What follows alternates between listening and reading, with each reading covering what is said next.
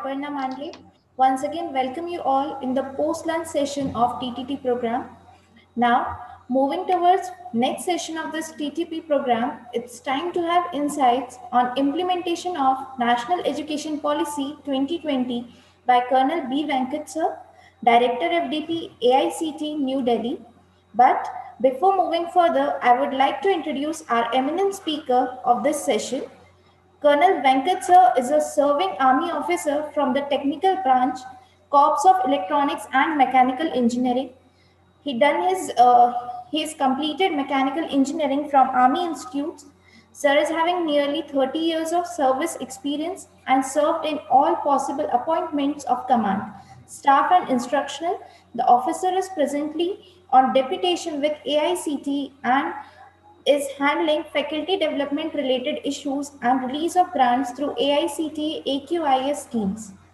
Respected Sir has a unique distinction of representing India as its defense attached to Russia and also handles AICTE's quality initiatives like National Initiative for Technical Teachers Training, which is mandatory for the purposes of regularization and promotion to all teachers, examination reforms implementation, 360-degree feedback of faculty members towards overall improvement of teaching and learning, and the most important implementation processes of National Education Policy 2020.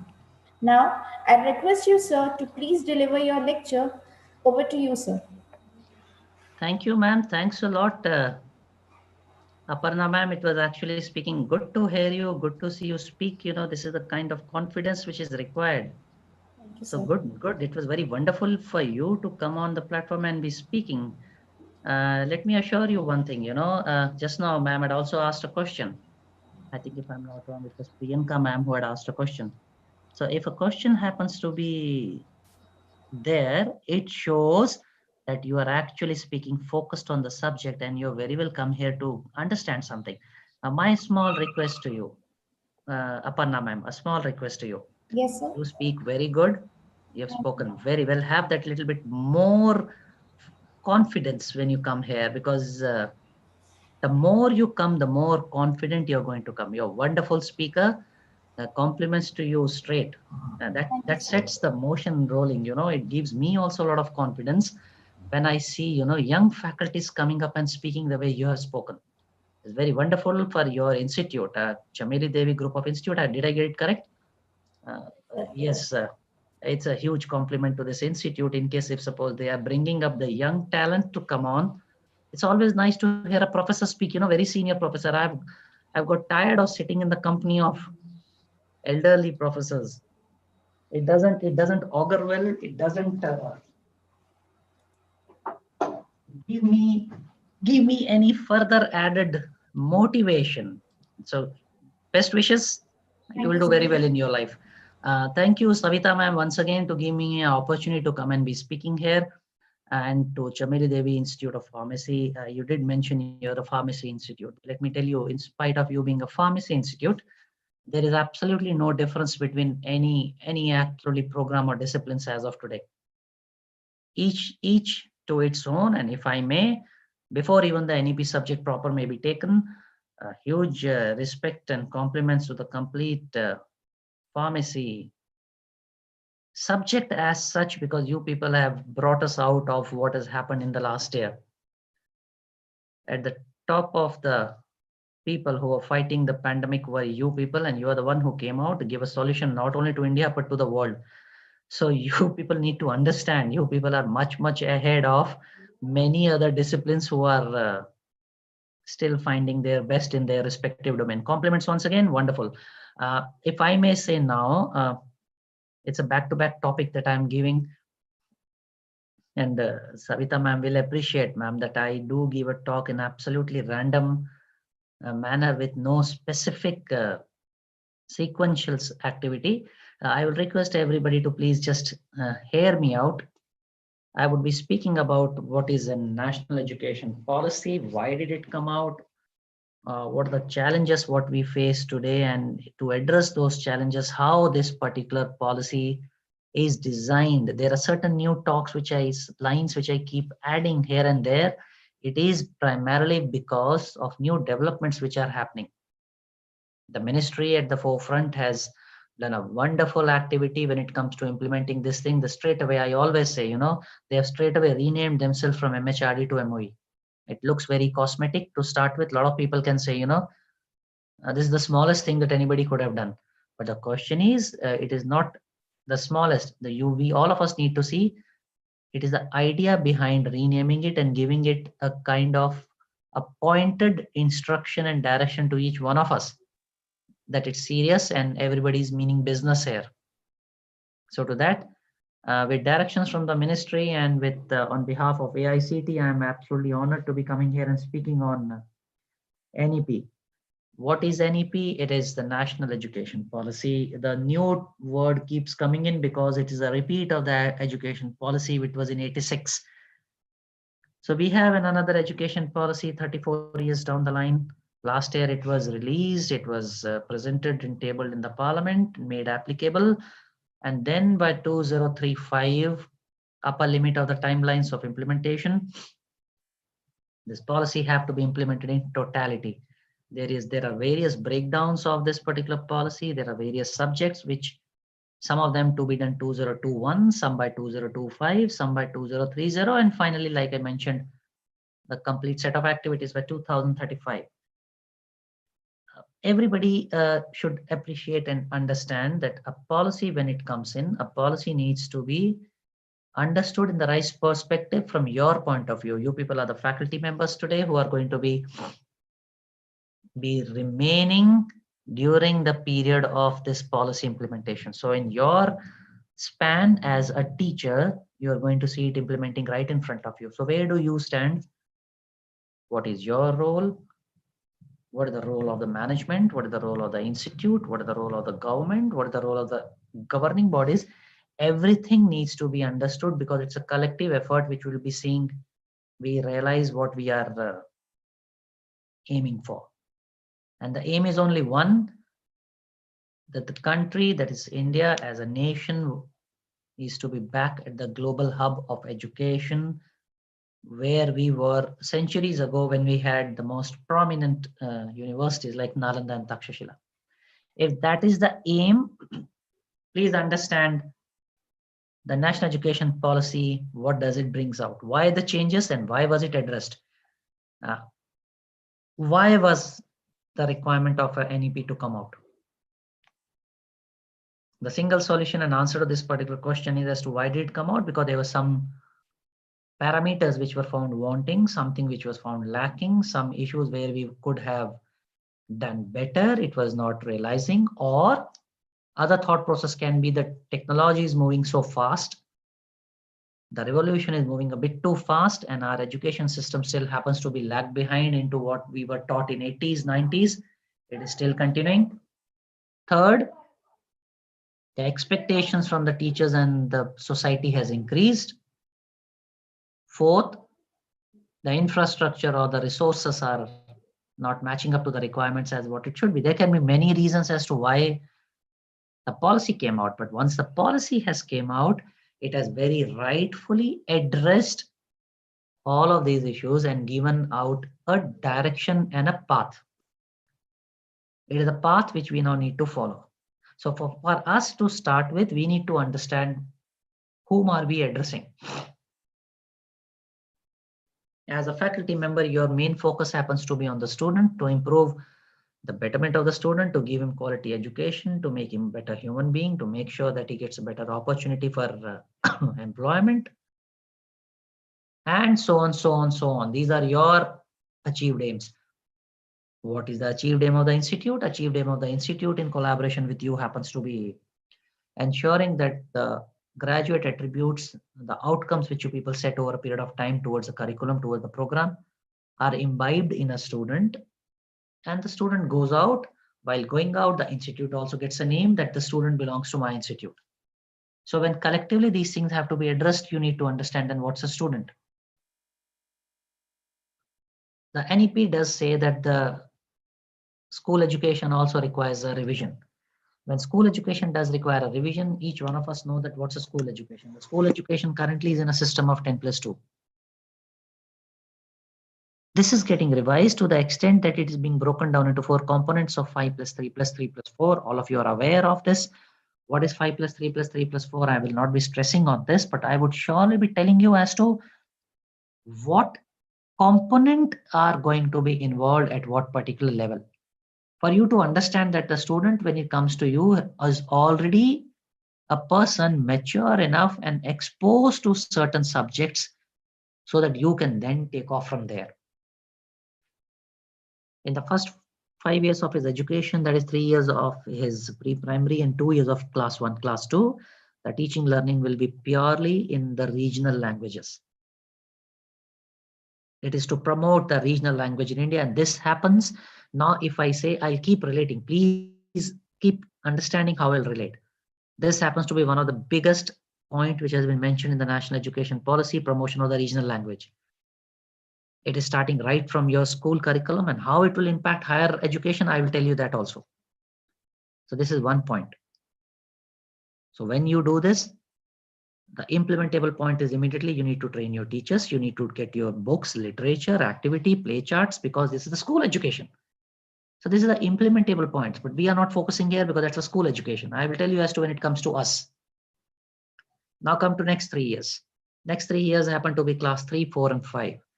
Class 3, 4, and 5, the child will continue to take education in his regional language plus English. Now, English is going to be staying. Let's be honest, English is not being washed away because we need to be projecting ourselves as a global leaders in internationalization. So you cannot say that I'll only promote my regional language. So English is going to be staying. So you continue to promote it.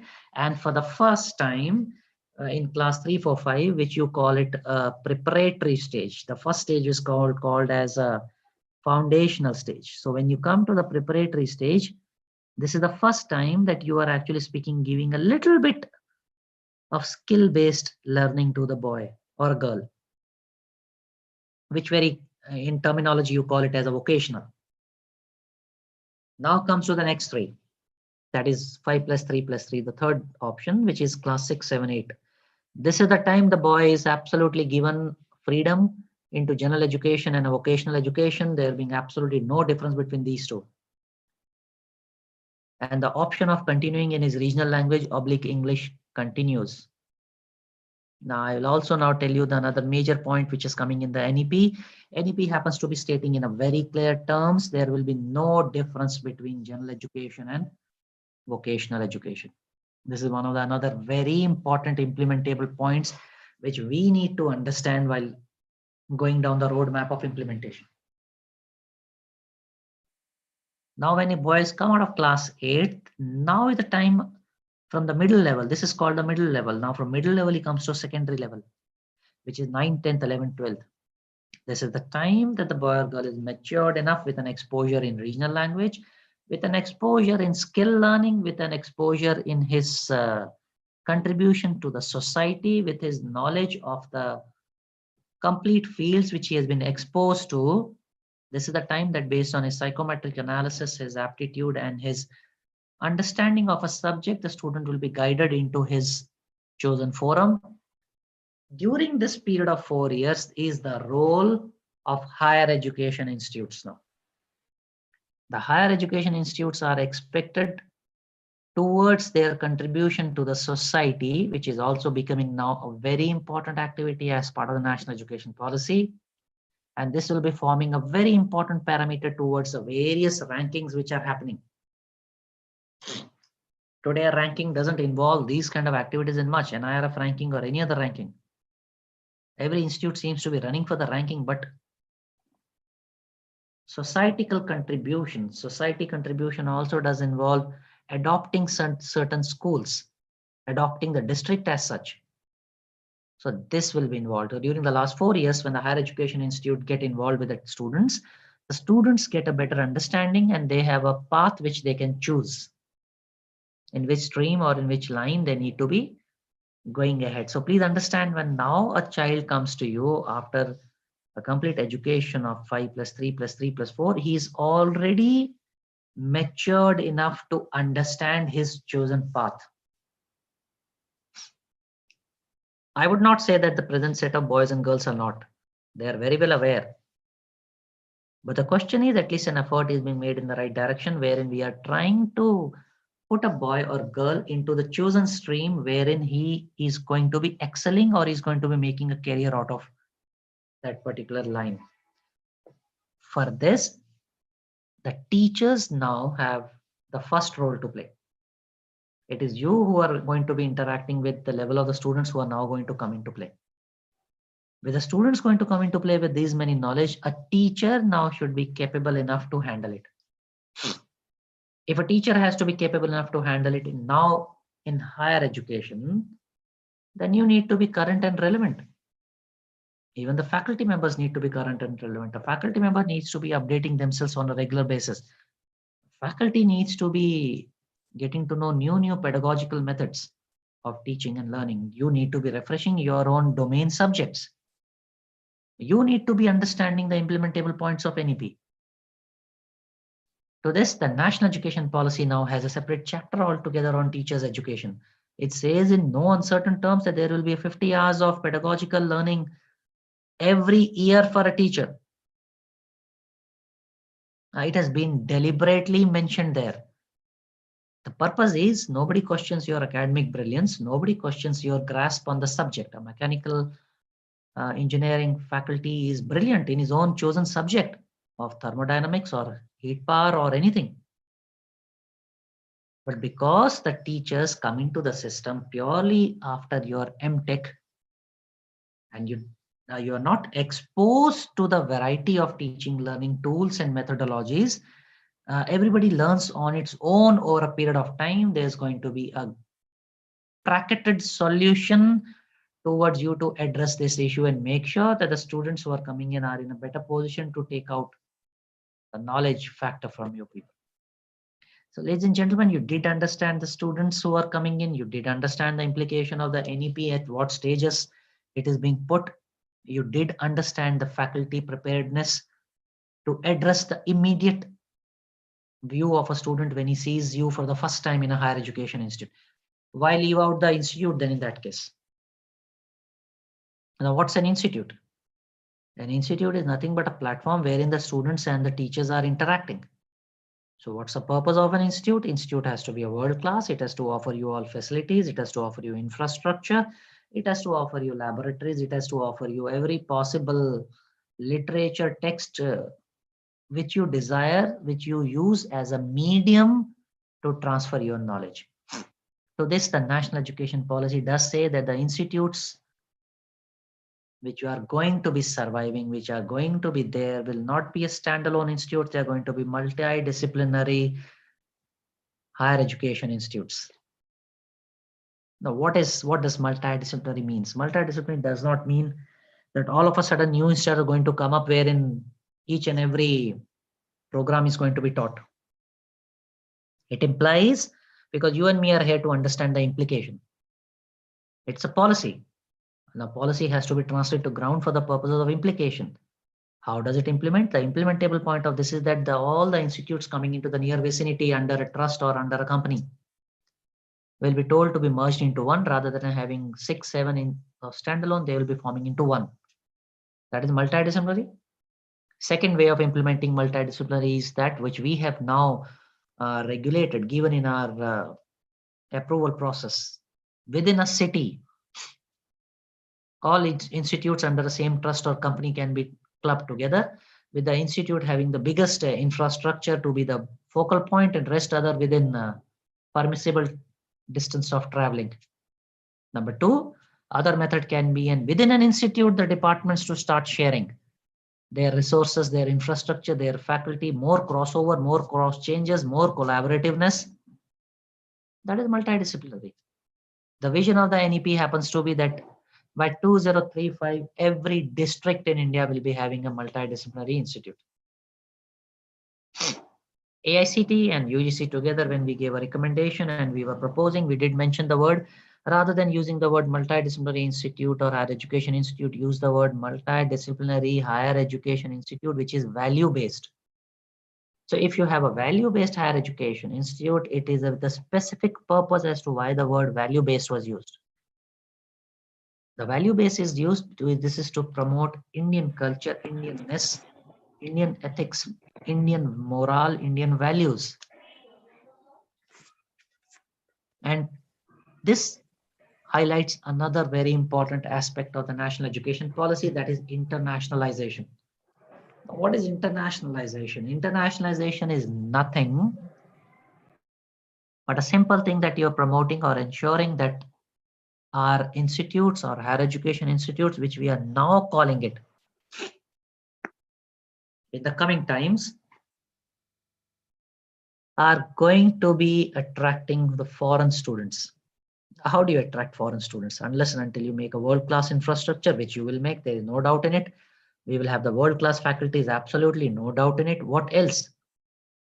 What is it which attracts foreign students? Something which attracts foreign students besides education happens to be our values, our Indianness, and our culture. So please bring a little bit of dose, a little bit of flavor of all this into your curriculum. That is the internationalization. And at the same time, in our institutes have also been given the permission to establish campuses abroad. Even that permission has been granted. Now, how all these things happen? All these things can only happen in case a higher education institute, which is being proposed as a multidisciplinary, is given larger autonomy. That is exactly the another point and aspect which is coming out in your national education policy, that larger autonomy or a graded autonomy to be given to these multidisciplinary universities or higher education institutes. By giving an autonomy, what does it imply now? See, this is all connected. Please see the connection between one to another. By giving an autonomy to an higher education institute, and in case if suppose you involve revision of curriculum, designing your own curriculum, offering your own courses, offering your own programs, ensuring the requirement of the society and the needs of the industry, designing new program, establishing your own academic council, making a board of governors. And when you do these things and you have a total autonomous structure, please make sure that you use autonomy with accountability. This is another very important aspect which is being shown in the national education policy. Autonomy, yes, NEP does imply, but with autonomy comes greater accountability. And it's always better when you have an accountability coming into the system. And accountability is always to be measured. And accountability in today's scenario is supposed to be measured purely by voluntary disclosure. So all the more reason that the academic council and board of governors have to be that much more careful when you are exercising the autonomy. And when you have a voluntary disclosure, the regulatory body which is going to be established at whatever point of time subsequently will be based purely on your own disclosure of the activities. And why I'm saying your own again and again, because it is only you people who are going to be in the system. Nobody, the outside person is going to come and tell you to teach you to do anything. Many of you will rise to the level of area wherein you people would be in the BOGs or the academic council. Many you would be executing these guidelines and directions. So it's for you people to understand what is happening around. Okay, now we understood the institute, we understood the faculty, we understood the student. If all three of them have been understood in light of the national education policy and the current prevailing scenario, then we need to understand why the need for NEP. What was flaw? Where did we go wrong? Why did we have to have a policy wherein we are now implementing it? So to understand this thing, that where was the need of having a policy and where was the need of actually speaking going for the national education policy after 34 years from 86 to now from Kasturi Rangan sir's committee, we need to now understand one thing, and that is what were the challenges which we are facing and how this particular policy is addressing those challenges specifically to ensure that we get over them in a given time frame. The challenges which we face in the system very clearly. Number one is that we have a very fragmented higher education system. Very fragmented. When I use the word fragmented, it implies that one institute and second institute offering the same courses, same discipline, same method of teaching, learning do not interact. They're absolutely in isolation. There is no intermixing, there is no exchange of faculties, there is no sharing of resources. There is absolutely no concept of sharing the best practices and imbibing the best practices. Even if they are there, more or less we have resigned to the fact that these things have been left best on the paper. So that is where the problem lies. Second is when we say there's absolutely fragmentation, it is a measurable subject. This is not a subject which is just spoken. This is a measurable subject, because employability of students happen to be one of the major aspects of the outcome which is achieved. And in case if suppose we see that the employability of students is not something which was desired, we all need to do an introspection and look inside as to where we stand today. So this is one thing which we are promoting as part of the education policy, which does say that this rigidity or this separation of disciplines which is today existing needs to be quickly broken. And when you say quickly broken, the word of multidisciplinary comes into play, where no single particular discipline will be in a position to be surviving in isolation. Otherwise, it will leave very fast. Very, very fast, it will lead to obsolescence of that particular technology, unless and until a technology is a mix of various technologies, or in English as it's spoken, a system of systems. Gone are the days where a vehicle used to be purely mechanical in nature and only a mechanical engineer used to be the one who was handling it. Today, a vehicle also has become a system of system wherein it has got a huge complements of or fix and mixtures of electrical, electronic, computerized system, voice-based operating system, sensors. And all of a sudden we realize that the mechanical portion of the vehicle is now reduced to the bare minimum. So today's engineer cannot walk away by saying that I am a graduate and I am only qualified on one aspect. So that's the role of multidisciplinary. It's understood, well understood by everybody. The question lies is how best we are going to be implementing it. Then is, even though understood by everybody, very less emphasis on development of cognitive skills and learning outcomes. Again, this particular subject, as I say, is existing today also. There are graduate outcomes which are measurable by based of an NBA accreditation. People strive to take an NBA accreditation of their respective programs. People go for NAC accreditation, which are based on graduate outcomes, and graduate outcomes measurable on the ground, quantified. Then there are program outcomes, then there are learning outcomes. If everything was there so very beautifully laid out, then why was the necessity?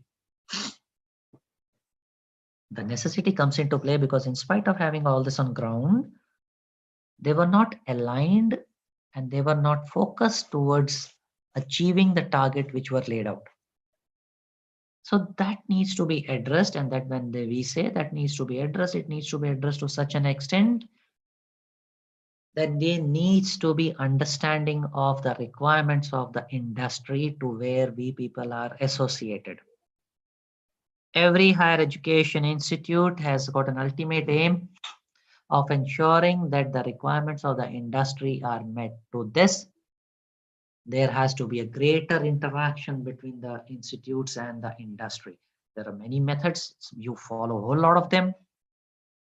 You can call, you can have a crossover, you can have a 15-day exchange program, you can give talks, you can take them on a visits, you can call them to give talks and visits. There are a whole lot of structural methods which are very much in existence. But in spite of having all these structural methods in existence, even our graduate still, when he goes, he comes out with a single statement that he is still not up to the mark. It implies one more thing. It implies one more thing, and that one more thing which it implies is very simple, and one, that we need to be remaining current and relevant as per the industry's requirement. Today's 4.0. We need to be much more alive of the changes happening around us. And if the industries are moving at a pace which are so fast. It is for us to ensure that our curriculum designing, which we are doing, at least is relevant for a decade, for 10 years. And when you give a forethought and make a curriculum of this nature, keep it a little bit flexible in such a manner that you are or we are in a position to keep updating it. It should be a live curriculum, as they say. I also hear to a lot of senior academicians talk, and they use the word live curriculum. Live curriculum is keep it relevant, keep it open to scrutiny, keep it flexible. The changes incorporated should be only minimal, should not be revolutionizing your whole curriculum so that the students once again go into a fix. That is called as keeping the subject very alive and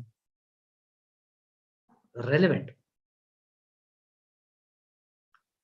Very important aspect which today is lacking in our education system is that the higher education does not have any higher education subject which is being imparted in the regional language, except Tamil Nadu, maybe, wherein the Anna University allows to do BSc course in Tamil language. I don't think so anybody else is promoting it.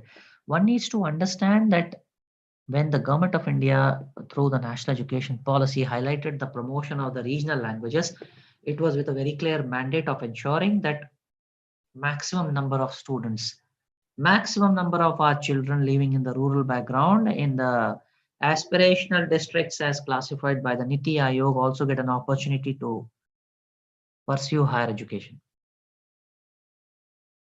By making them to pursue higher education, we need to be first giving them an opportunity to come into the system. The opportunity to the system cannot be given merely by saying that they need to take admission. Opportunity needs to be given to them by making the situation and environment conducive for them to make themselves comfortable. Now, this forms another very important aspect of your national education policy, which says increase in the gross enrollment ratio. This is an extremely important point which is coming in the national education policy. And when the increase in GR, which is nothing but actually the number of students into higher education vis-a-vis the number of students of the same age group which are existing today, India's higher education GR happens to be a very mere 28% or 28 point some decimals.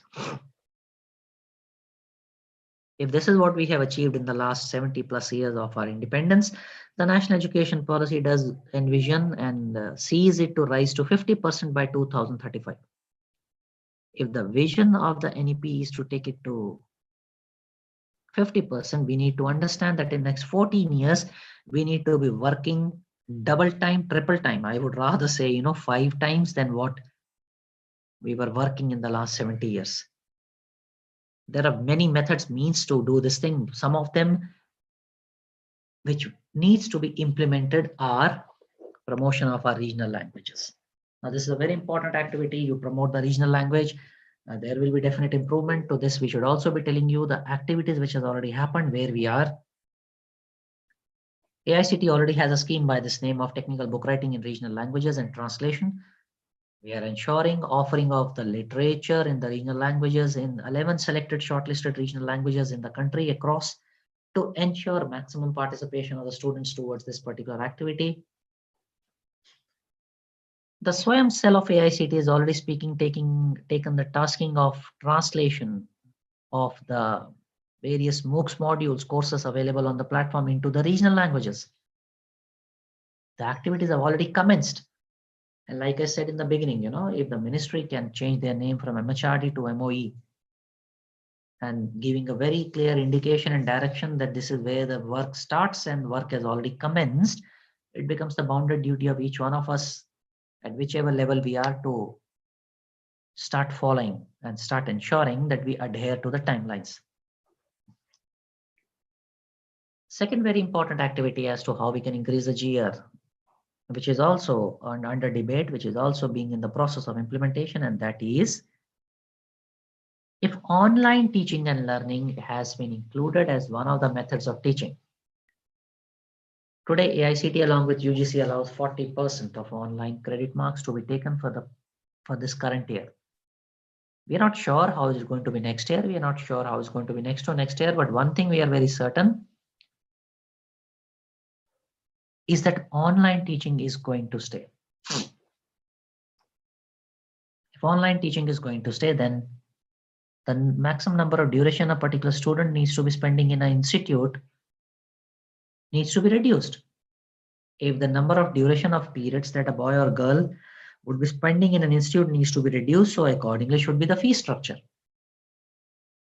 If the fee structure of a particular student is reducing, it very clearly implies that the education is being made that much more affordable, and then you're giving an opportunity for a person to join into the system that much more in numbers.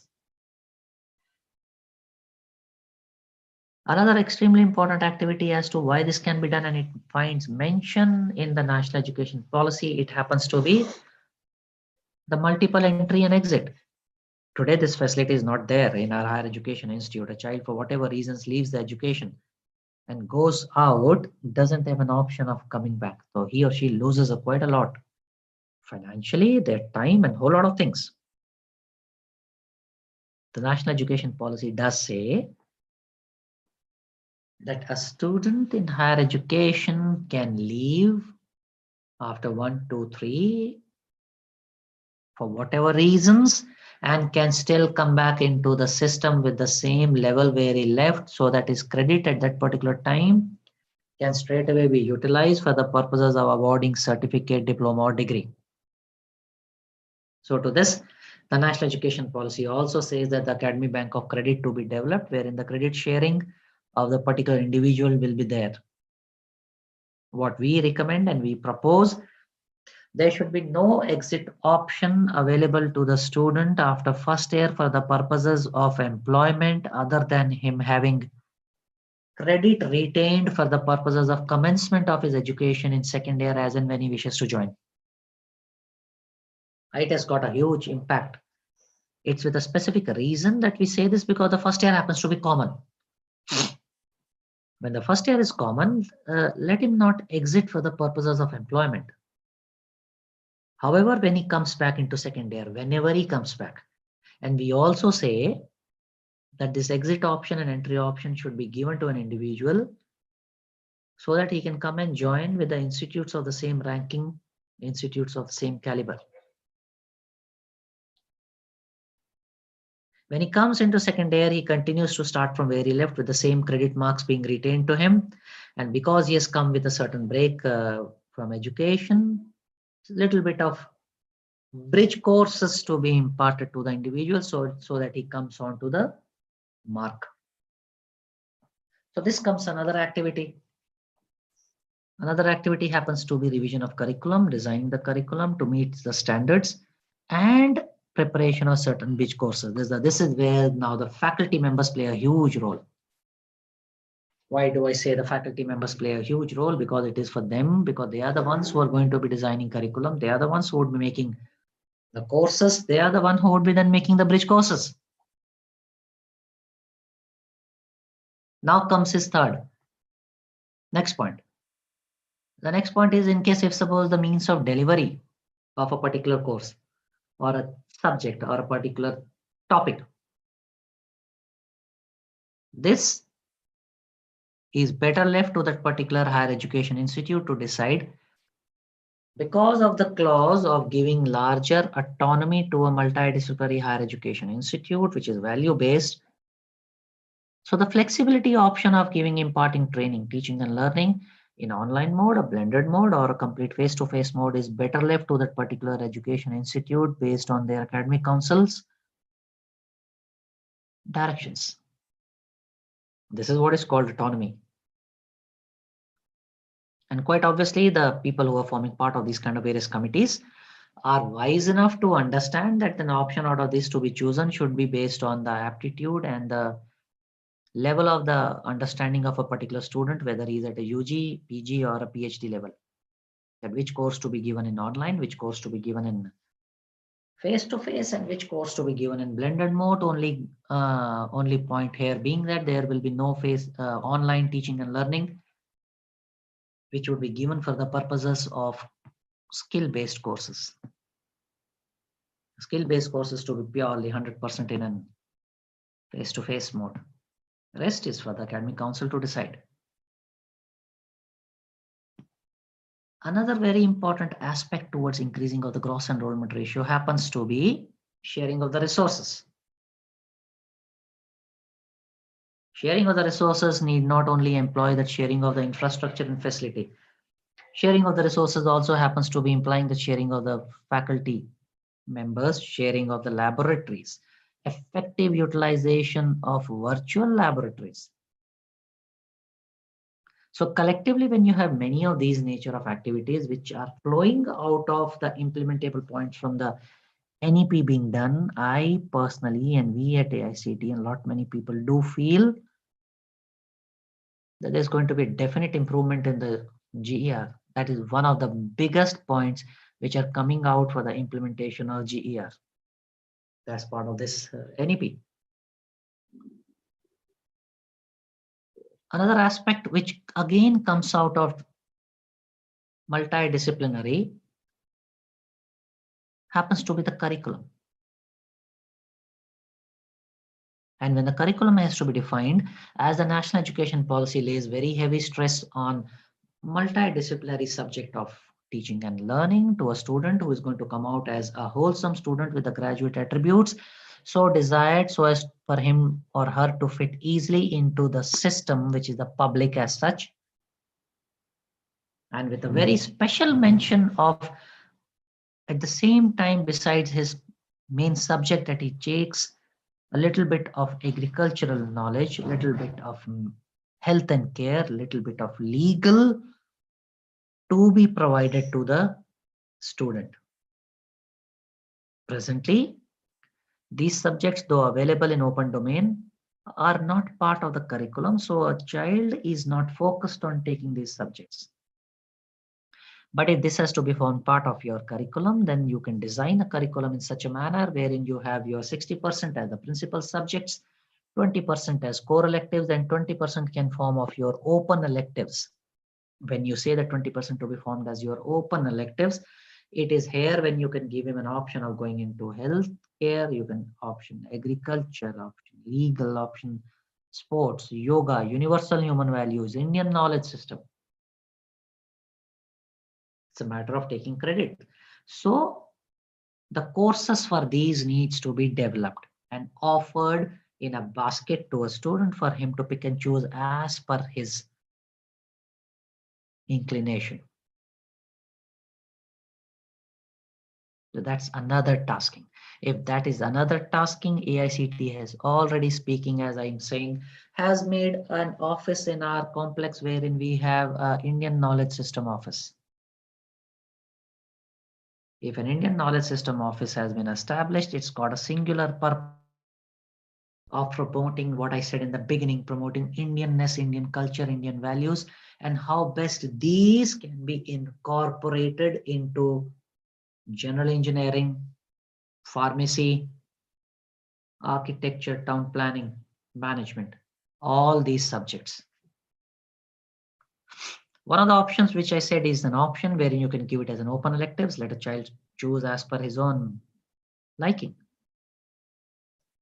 Another very important aspect wherein we seems to be left behind happens to be on autonomy. Today, as I speak, very little autonomy to teacher and an institute. It's top driven, wherein then absolutely guidelines, regulations are coming to you. You're based on for your affiliation purposes to the university. University decides on the curriculum, content, course, methodology for dissemination, the number of lab classes, number of tutorials, teaching, theoretical. So the teacher is more or less a mechanical portion which comes in and he's just filling the blanks. Similar is case with the institute, wherein the institute is not left free to decide what is best. This is where these things would be broken and a larger kind of avenues are going to get opened up towards autonomy. A valid point and an important point today, which is directly implicating to each one of you, and that happens to be that very little career progression for teachers is there as such. And the national education policy does say that fast track promotion for teachers to be promoted. AICT does already speaking has gazette in place wherein teachers can be having a fast track promotion based on certain parameters which you people achieve. Now this is also being addressed. Another thing being addressed is to attract the best talent into the teaching.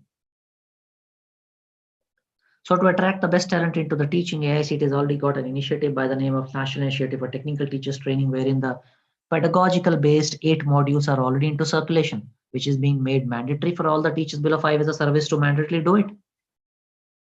What we are proposing, what we wish to propose is at the level of MTech. Why not infuse or give an option as part of an open electives, these modules, and give them credit marks? Let a child or a student do certain bit of modules during his masters, so that when he has finished his masters and should he be coming into teaching, he is already speaking done certain bit of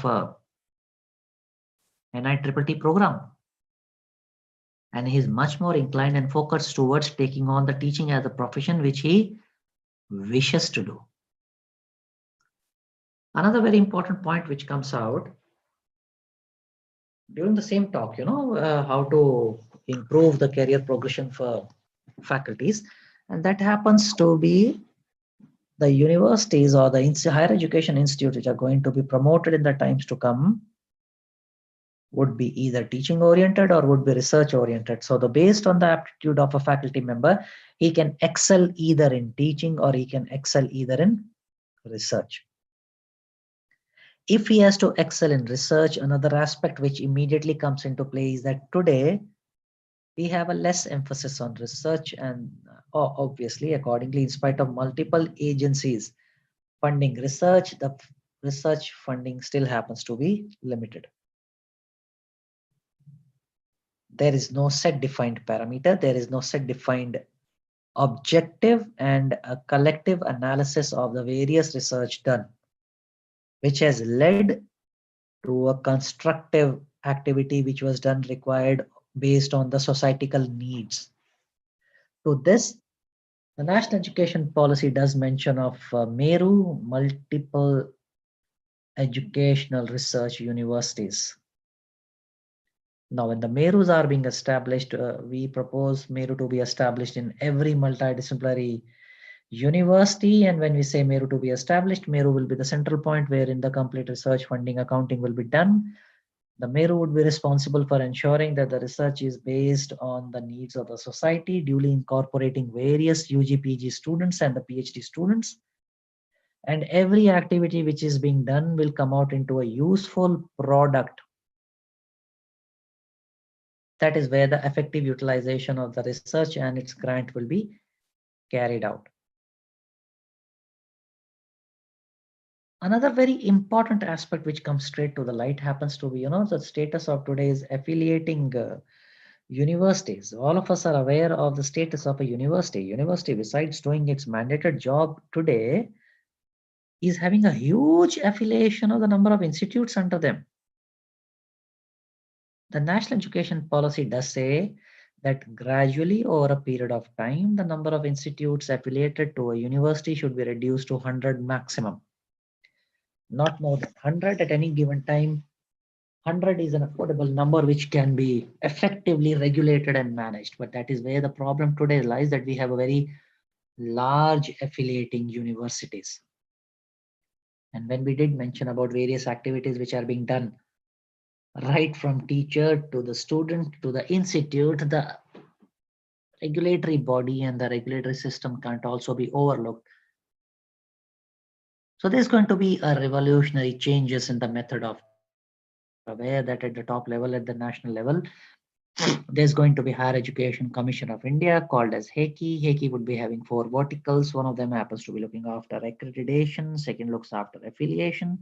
The third looks after the financial funding, and the fourth will look after the quality and improvement in the education. suggesting, recommending various ways and means and measures.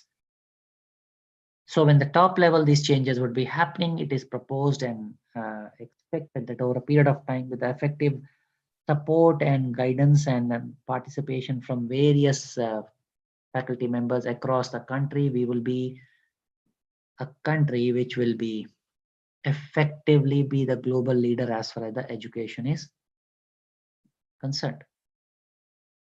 Even though we say that, the online teaching learning part will be there, but skill imparting digitally is very difficult.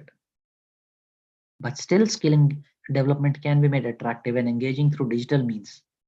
As disruptive technologies, somebody was asking in the beginning, the effective use of AI. You can very much utilize this thing. Machine learning, IoT, these all needs to be utilized. The NEP also mentions very categorically and very nicely, it mentioned even the online skill courses, example, culinary courses, to also to be considered. Why not? To only one set of activities. Even online skill courses like culinary, which do not require any face-to-face setting, can always be done. You can always have a certificate courses for these things. The government of India, already speaking, has various online platforms as Swayam Prabha. The MOOCs courses are very much there. They are being developed over a period of time. There were 9 national coordinators. Now we have a 10th national coordinator also for coming in and making various online courses. And when we say that we are having an online platforms for teaching and learning courses, the bridge courses, developing new online platforms, please try to understand when every time you are coming in with a course, there needs to be an assessment also. Today, the system of assessment happens to be purely for a face-to-face interaction where we have an examination based on Bloom's taxonomy and higher order questions based on levels which are being utilized. That policy is also being enunciated, and it's in the process of implementation at various levels.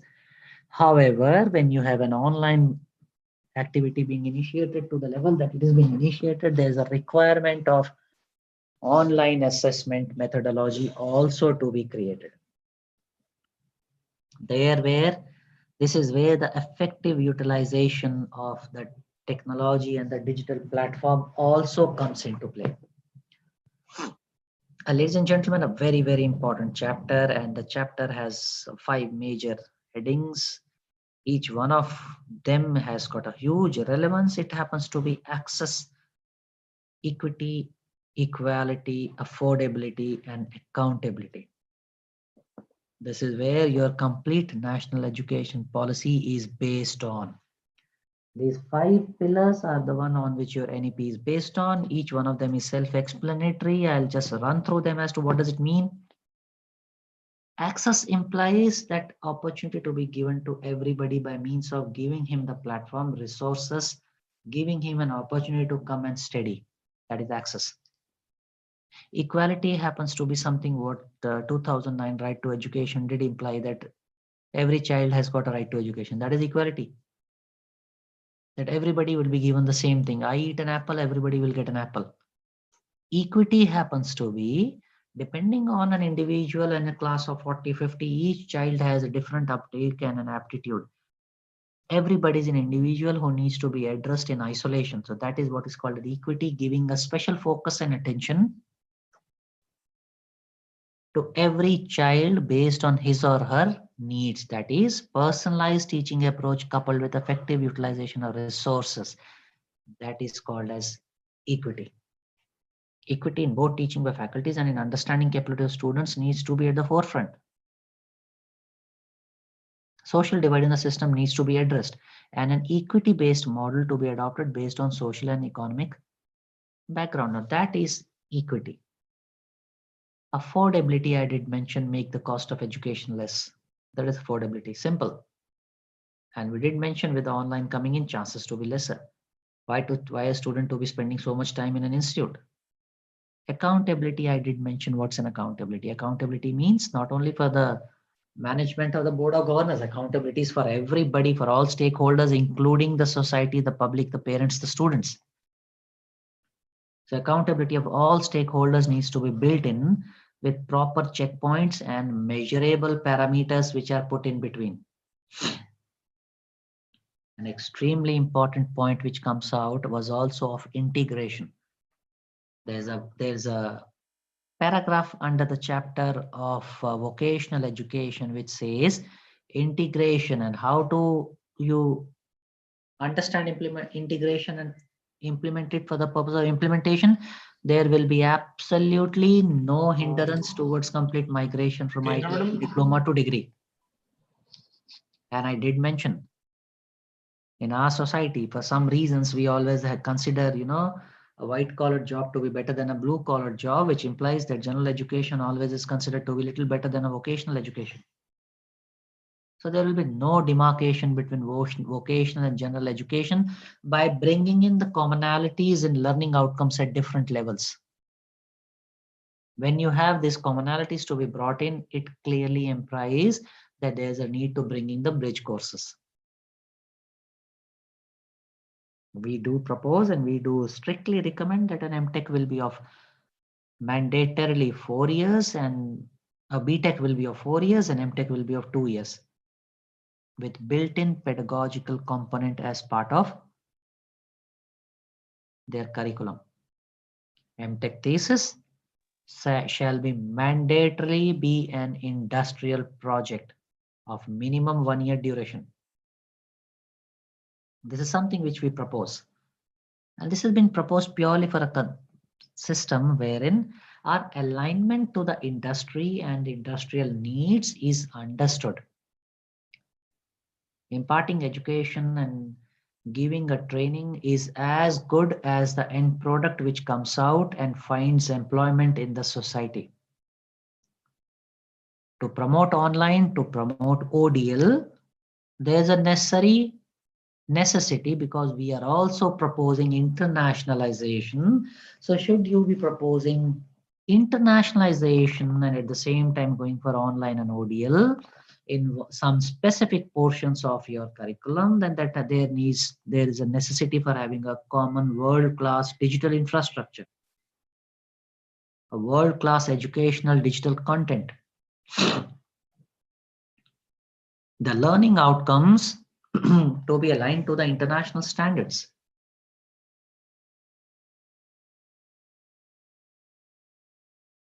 Developing the contents in an online mode by teachers and by faculty members who are aligned to the international guidelines and regulations and standards. Balancing to be done by introducing skill component in the degree courses, thereby making it much more compatible. Enable use of ODL platforms at national institute level to make available variety of courses to include vocational courses minus the hands-on requirement, like example, retail and marketing. Effective use of technology towards all these things. The National Education Policy does mention about setting up of NRF, National Research Foundation. Now, this is the National Research Foundation, which is going to be the main focal point for the purposes of handling research and shall be helpful in removing the regional imbalance in research and innovation. When you talk of research, innovation goes side by side. There will be no difference between a government and a private institute towards promotion of research. It is proposed and recommended that an outcome of an MTech and PhD work should lead to a patent and finally a useful product. That is how the promotion of research needs to be carried out.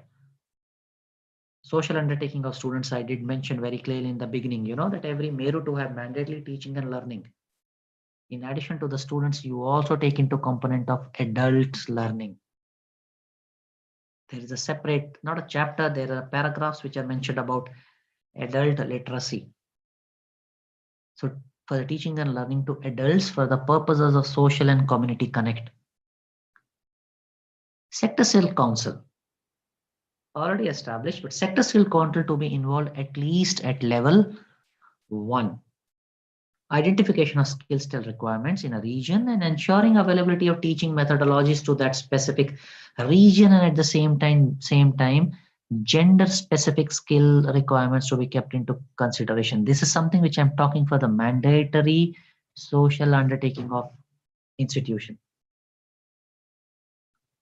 I did mention about teacher education. Teachers will continue to be remain at the forefront and be the central and focal point. And when all these things happen, ladies and gentlemen, be rest assured, collectively we will be at a place wherein we will be coming out as a country wherein the education will be considered to be the global hub, and we will surely be achieving and getting what is desired in the national education policy in the time as stipulated by 2035. In fact, much earlier.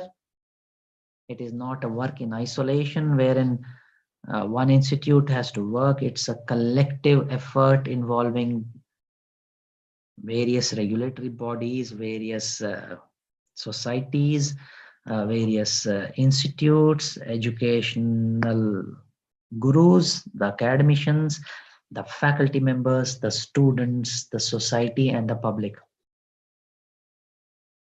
That is as far as, ladies and gentlemen, the national education policy does say, and the day is not far off, because I always keep saying, 14 years is a very fast time which will just fly off. It is for you people to understand that it is you who collectively would be responsible to ensure implementation of this. And it's extremely heartening to see that even post lunch session, we have a very large strength of people who are still listening. I hope I've been able to convey some points pertaining to the national education policy. I did mention in the beginning, I don't speak in some set sequence or some set chapterization. I take on the points as they come, but I have tried to ensure that every point or points which are emanating out of the national education policy finds mention in the structured talk which I did give. I hope it was of some benefit.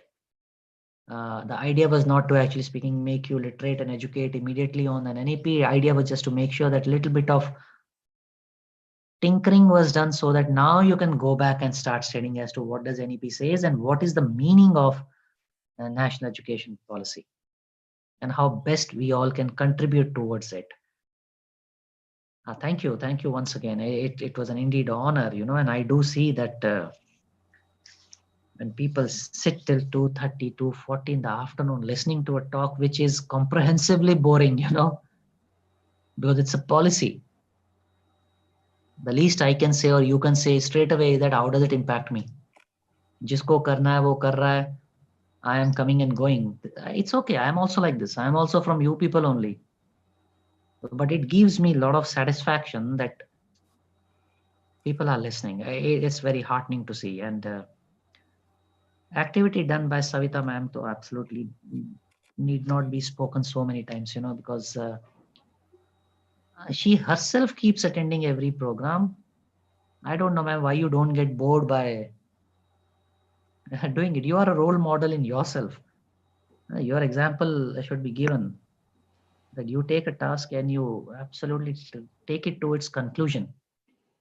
Thank you. AICT wishes its deepest gratitude to RGPV, deepest gratitude to Chameli, sorry, let me not get it wrong. It would be incorrect. Chameli Devi Group of Institutes. Absolutely hope I got it right because it's very bad manners to get it wrong. Thank you everybody, and it was a pleasure talking, pleasure interacting. I always end up by saying my email ID is known, my WhatsApp number is known to everybody. Please feel free to interact. Please feel free to write as many queries you have on the subject. Subject can be NEP or subject can be anything pertaining to you or pertaining to AICT. I'm in a position to answer. You will surely get my answer. If subject is beyond me, I will surely get you connected to the right person, or I will get an answer from him or her and get it to you. That's the least we at AICT can actually speaking be doing towards you. And thank you once again. It was a pleasure interacting with you. Thanks a lot. Thanks to everybody. Thank you so much, sir. And If anybody is having any question, they can ask sir. Aparna madam, if anyone has a question, they can drop in a chat box. Meanwhile, sir, I would like to say thank you, Colonel Venkat, on behalf of RGPV. Now, you are, as you said, that I am attending all the session of NEP. It's just because of the interest you made alive in the talk. It's not the policy only. It depends on the speaker also, sir. So you kept the interest alive in this topic. Thank you, And ma'am. definitely, as you all, and it's an honor to us. And I would like to inform to all the participants and all the institutions that it is the initiative by the RGPV and AICTE just for the purpose of spreading the awareness about the national education policy. We have kept this mandatory session in all our FDPs. And apart from this session on NEP, we are having, sir, one more session on human values and stress management, which is an optional. But all our institutes are following. They are keeping one session, additional session on human values or stress management on the wellness topic, sir. So it has become mandatory part now, sir, of all the FDPs. Oh, that's So in that, wonderful. Wonderful, ma'am. yes, sir. And sir, it's the guidance and the motivation of our Vice Chancellor, sir, Professor Sunil Kumar. We are not only following this trend in our FDPs, but university has already taken initiative by adopting the COMED induction program compulsory from 2018 onwards. So we are conducting 3 weeks induction program for the first year students. And apart from this, sir, we are having a rural internship, which is much, as you were telling in this NEP implementation part, we have to be connected with the society. Our research, our education must have some benefit for the society. For that, sir, the university has included 2 credits points for the secondary students to have a rural internship. And it is also going on. And sir, from this current year, we have in our university institute RGPV, we have included an open elective of Indian traditional knowledge system. So we are definitely trying to keep pace with the new national education policy, sir. So your guidance is definitely helpful to all of us. No, ma'am. With Professor Sunil there, it's not a guidance which is coming from us to him. It is coming from Professor Sunil sir to us. It's the other way around. But sir, And let me tell you, ma'am, very clearly, the national education policy does speak very heavily about internship. Does speak very heavily about employability parameters in terms of entrepreneurship also later on. So internship is something which is mandatory, and very rightfully, when I heard from you, it is so nice to hear that you are doing it, ma'am. It's wonderful to hear this, ma'am. thank you, sir. Good afternoon, sir. Good afternoon, Colonel Saab. Sir, very good afternoon. Good to see you here, sir. It's so pleasure to see you, sir. Thank you very much, sir. Only thing is that, sir, I will not be in a position to switch on the video because I'm not dressed the way I should be when I'm speaking on a forum. So you will find me in a video off mode, sir. No problem, sir. You're welcome, sir. Thank you very much, sir. Oh, pleasure hearing, sir. In case if a people of your caliber are listening this, sir, I think I have achieved much more than what I was desired to be achieving, sir. Thank you, sir. Thank you very much. Thank you, sir. Thanks a lot. And Savita ma'am, thanks a lot once again. Aparna, wonderful. Congratulations. Thank you. Thank you, sir. Thank you, Kanwal. We Thank are you, sir. thankful Thanks for a lot, sir. AICTE as well as the RGPV, which provide the opportunity to us to act as a bridge in between the resource person and the pharmacy fraternity. So definitely this artificial intelligence session is quite helpful for other fraternity as well as, sir, especially when you are giving the insight of the NEP. So that insight of NEP is also helpful for the upcoming faculty members because they are not much aware about this national education policy, and this thing is definitely helpful in taking the decisions how to enrich the student so they can get better opportunities in their future prospect. Thank you. Thanks again, absolutely, sir. Arun sir, absolutely wonderfully said by you, sir. That is how it's going to be. And I would also like to take on this question given by one Dr. Kunj Bihari Solakia, sir. I think somebody has put a chat box question. He says in the future, which regulatory body, PCI or AICTE or the HAECI is going to be regulating pharmacy? Ladies and gentlemen, I did give a mention about this. HAECI is going to be the Higher Education Commission of India. It's an overarching body which would be having 4 pillars. One pillar would be looking after the accreditation, second affiliation, third funding, and the fourth pillar would be looking after the improvement of quality. As far as the regulation is concerned, the body's name is NHERC, National Higher Education Regulatory Council. This body would be a uniform and a single body giving regulations and guidance and guidelines for affiliation to each and everybody across the board. That is affiliation. There's not going to be any isolated PCI or for that matter AICTE standing, except that medical and legal will not come under this. These two will be in isolation. Rest everybody would come under NHERC. So I think I have answered your question, ma'am or sir. I think it answers your query of that particular question. Thank you, Savita ma'am. It's very late in the afternoon and I have dragged you people to a situation where, you know, before you people switch off, I need to be saying thank you once again. Thank you. Thank you, sir. Thank you so much, sir. It was a nice session. Thank you so much, sir. Thank you, ma'am. Thank you, sirs. Wonderful.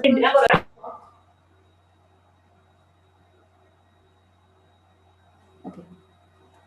Thank you so much, sir, for giving us an absolute introduction about what comes in new era and why and what of this new education policies. Thank you so much on behalf